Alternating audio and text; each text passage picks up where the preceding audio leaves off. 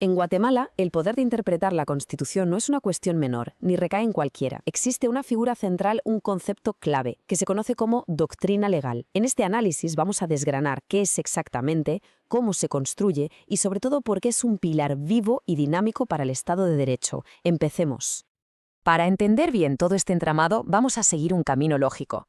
Primero, vamos a definir qué es exactamente la doctrina legal. Después, exploraremos de dónde saca su fuerza, sus fundamentos, tanto en la ley como en la teoría. A continuación, veremos el proceso práctico, el cómo se crea esta doctrina. Y finalmente, analizaremos por qué este sistema no es para nada rígido, sino que es un organismo vivo que evoluciona. Bueno, pues entremos en materia. Lo primero es el concepto fundamental. En Guatemala, cuando hablamos de jurisprudencia constitucional, el término que realmente se utiliza tiene un peso específico, doctrina legal. Y este concepto es ni más ni menos que el corazón del control de la constitucionalidad en el país. Entonces, ¿qué es la doctrina legal? Pues, en esencia, es el conjunto de sentencias de la Corte de Constitucionalidad que, a fuerza de repetirse de una manera concreta, acaban estableciendo una interpretación uniforme y obligatoria de la Constitución. Ojo, no es una simple opinión o una recomendación, es la voz autorizada que define qué significa la norma suprema en la práctica. Esta doctrina legal se sostiene sobre tres características que son absolutamente esenciales. En primer lugar, su naturaleza es vinculante. Una vez establecida, obliga a todos los tribunales del país, sin excepción.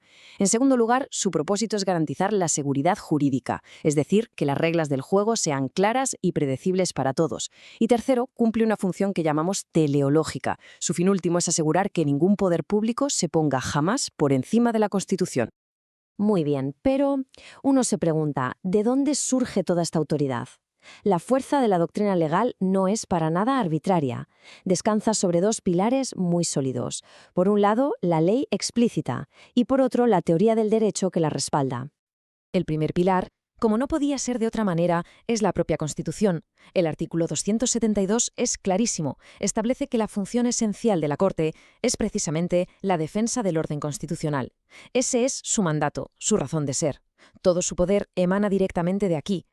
Y luego, la ley secundaria desarrolla este mandato. El artículo 43 de la Ley de Amparo es clave porque es muy explícito.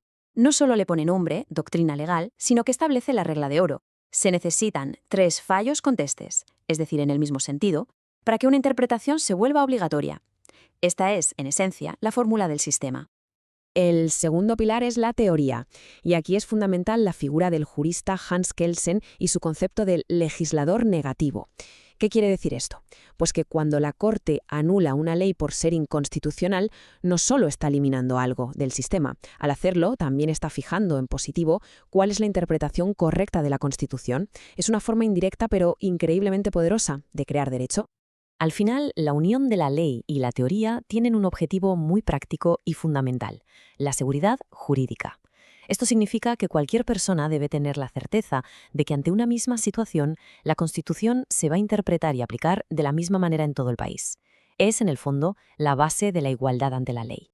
Bien, ya hemos visto los fundamentos. Ahora, pasemos a la aplicación. ¿Cómo se construye en la práctica esta doctrina legal vinculante?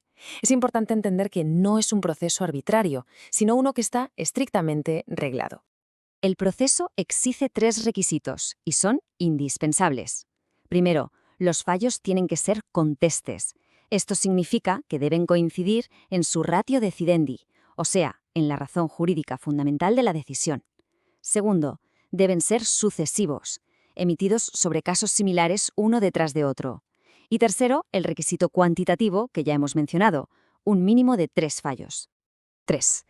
Este es el número clave. Es el umbral que transforma una serie de decisiones judiciales en una norma de obligado cumplimiento para todo el sistema de justicia. Ni 2 ni 4. 3. Una vez que se cruza ese umbral de los 3 fallos, la consecuencia es absoluta.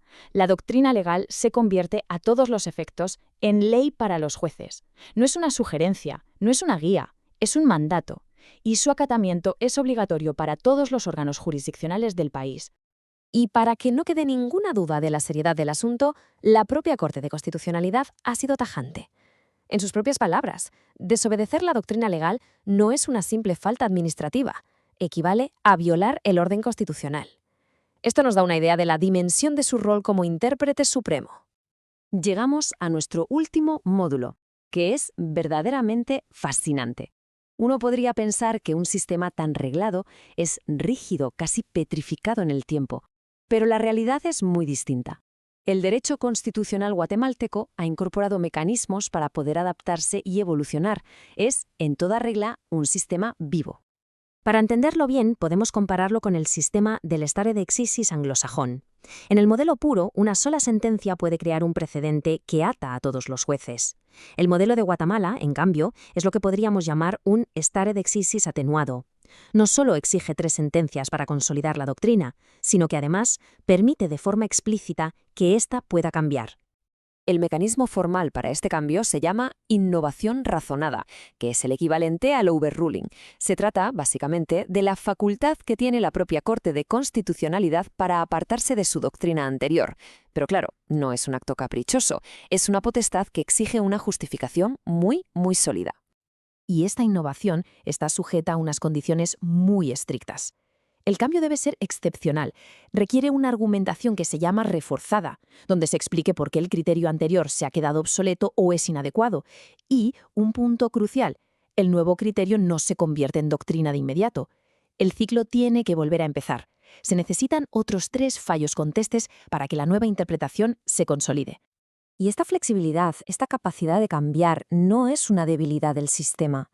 Todo lo contrario, es probablemente su mayor fortaleza. Es el mecanismo que permite que una constitución, un texto redactado en un momento histórico concreto, siga siendo relevante y se pueda adaptar a los desafíos de nuevas realidades sociales, tecnológicas y culturales. Todo esto nos deja con la pregunta fundamental que este sistema intenta resolver. ¿Cómo se puede equilibrar la estabilidad jurídica que exige un Estado de Derecho con la evolución constante que demanda una sociedad viva? La doctrina legal guatemalteca, con sus reglas y su dinamismo, es un fascinante intento de dar respuesta a este gran desafío del derecho constitucional.